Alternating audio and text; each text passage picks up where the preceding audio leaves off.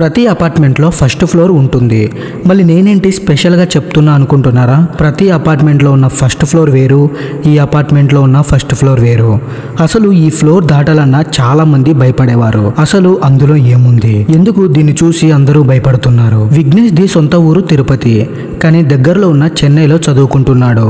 Hostel food పడదు, అందుకని బయట ఫ్లాట్లో ఉండేవాడు. విఘ్నేష్తో పాటు ఇంకొక ఫ్రెండ్ ఉండేవాడు. కొన్ని డేస్ అయ్యాక వాళ్ళ ఫ్రెండ్కి మనీ ప్రాబ్లం అని చెప్పి ఆ ఫ్లాట్ని ఖాళీ చేసి వెళ్ళిపోయాడు. విఘ్నేష్ ఒక్కడే ఆ ఫ్లాట్లో ఎలా ఉండాలని ఆలోచించేవాడు. ఫస్ట్ ఫ్లోర్లో ఒక నార్త్ అబ్బాయి ఉండేవాడు. తనని వెళ్ళి అడిగాడు. తను లేదు బ్రో, నేను ఒంటరిగా ఉండాలనుకుంటున్నాను అని చెప్పాడు. సరే అని కొన్ని రోజులు వెయిట్ చేశాక విఘ్నేష్ వాళ్ళ ఫ్రెండ్ శివ అని ఒకడు ఉన్నాడు. తను వస్తా అని అన్నాడు.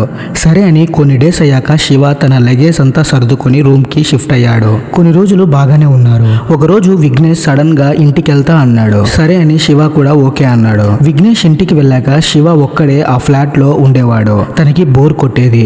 ఒకరోజు శివ లేట్ నైట్ టీవీలో ఏదో మూవీ చూస్తూ ఉంటే నెమ్మదిగా ఎవరో ఏడుస్తున్నట్టుగా సౌండ్ వినిపించింది. పెద్దగా పట్టించుకోలేదు, కానీ నెమ్మదిగా ఆ సౌండ్ పెరుగుతూ వచ్చింది. ఏంటి ఆ సౌండ్ అని టీవీ వాల్యూమ్ తగ్గించి చూశాడు.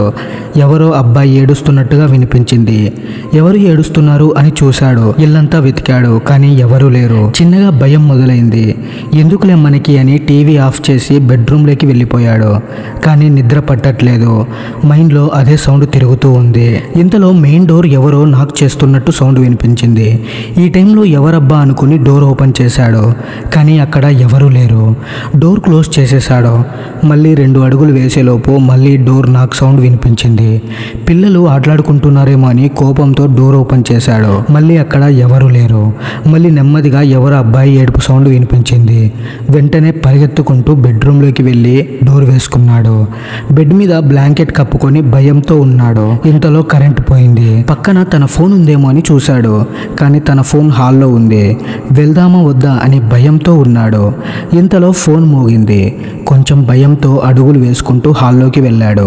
కానీ ఫోన్ ఓపెన్ చేసి చూస్తే అసలు కాల్స్ ఏమీ రాలేదు. తన వీపు దగ్గరలో ఎవరో ఊపిరి తగిలినట్టుగా అనిపించింది. వెనక్కి తిరిగి చూశాడు, కానీ అక్కడ ఎవరూ లేరు. సడన్ గా బెడ్రూమ్ క్లోజ్ అయ్యింది.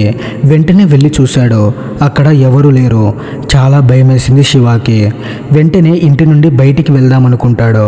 అలానే బయటకు వచ్చేసి లిఫ్ట్ దగ్గరికి వెళ్దామనుకునే లోపు కరెంటు పోయింది. లిఫ్ట్ పని చేయట్లేదు. పరిగెత్తుకుంటూ మెట్ల నుండి కిందికి వెళ్దామనుకుంటాడు.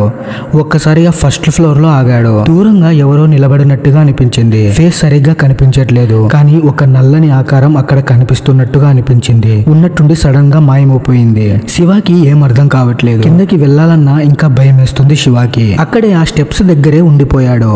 ఒక మూలన ఉన్నాడు. ఎవరన్నా వస్తారేమో అని వెయిట్ చేస్తూ ఉన్నాడు, కానీ ఎవరూ రాలేదు. ఈలోగా వెనక ఎవరో చేయి వేసినట్టుగా అనిపించింది. ఒక్కసారిగా గుండె ఆగినంత పని అయింది. తన ప్రాణాన్ని అరచేతిలో పెట్టుకుని ఉన్నాడు. నోటి నుండి మాట కూడా రావట్లేదు. ఒళ్ళంతా చెమటలు పట్టాయి. ఏడుపు సౌండ్ ఇంకా పెరుగుతుంది. కళ్ళు మూసుకొని గట్టిగా దేవుడిని తలుచుకుంటున్నాడు. ఈలోపు ఏమైందో ఏమో నెమ్మదిగా నిద్రలోకి జారుకున్నాడు. మార్నింగ్ సెక్యూరిటీ లేపితే అప్పుడు లేచాడు. ఇంకా వెంటనే బట్టలు సర్దుకొని ఇంటికి వెళ్ళిపోయాడు. తర్వాత శివ విఘ్నేష్ కి జరిగిందంతా చెప్పాడు. అప్పుడు విఘ్నేష్, నీ దగ్గర ఒకటి దాచాన్రా అని చెప్పాడు. ఏంటి అది అని అడిగితే అప్పుడు స్టోరీ మొత్తం చెప్పాడు.